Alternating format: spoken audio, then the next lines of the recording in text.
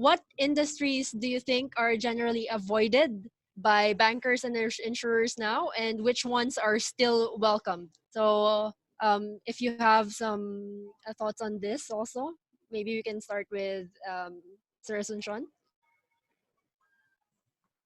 Which ones are the industries?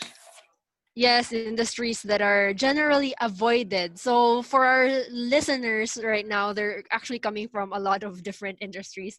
So please take note of this. So perhaps if you want to diversify your business, We welcome everyone. you can. Oh, okay. Well, oh, that's a hard question to answer. Well, there are hard hit um, industries, but the sense that I'm getting, at least from where I'm coming from, is that we are basically taking care of the relationship. No, I think it is. Well, it's really a difficult question to answer, but and it's pretty difficult to specifically say which ones are the ones that are being avoided. Of course, that would be at least, it's detrimental to us that way. Um, but the underlying I would say motivation when with what I'm hearing, at least from our group, is that we take care of the relationship first and make sure that that particular firm or particular business is taken care of.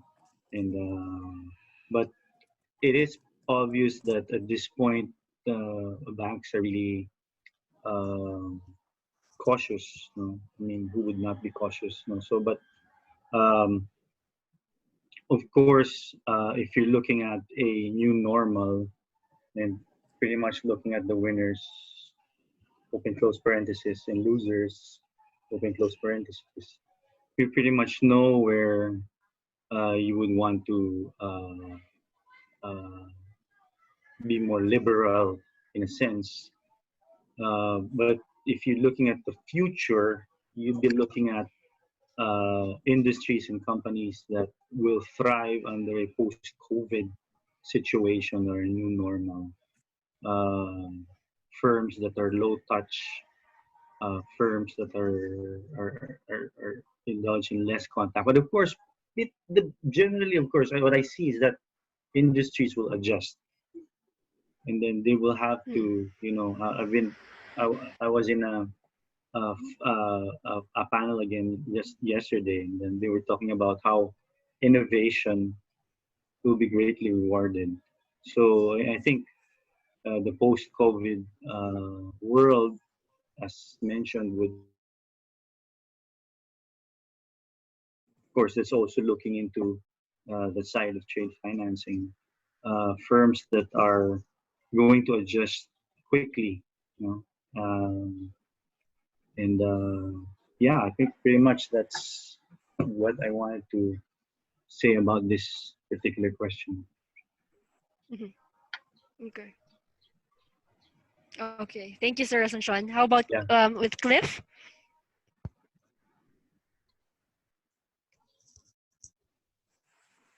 Cliff, what are your thoughts on the different industries um, and how banks see them nowadays?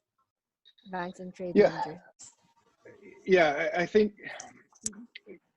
we're kind of preparing for everything across the board, but really, as we're in this crisis, our main focus and what we're really pivoting our lenders to do new transactions, new clients, it's all around soft commodities. So, I mean, energy world is upside down right now, but people have to eat. If people aren't eating, we're all dead, and there's no point to be having webinars and conversations.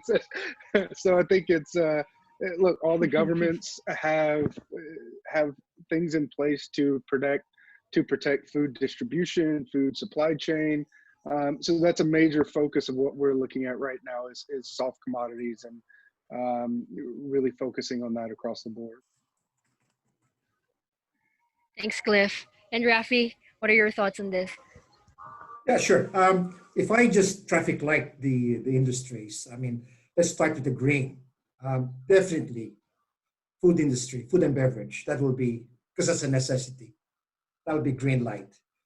Pharmaceutical, definitely, especially with COVID-19. Pharmaceutical, medical, those will be in the green light as far as the insurance market is concerned.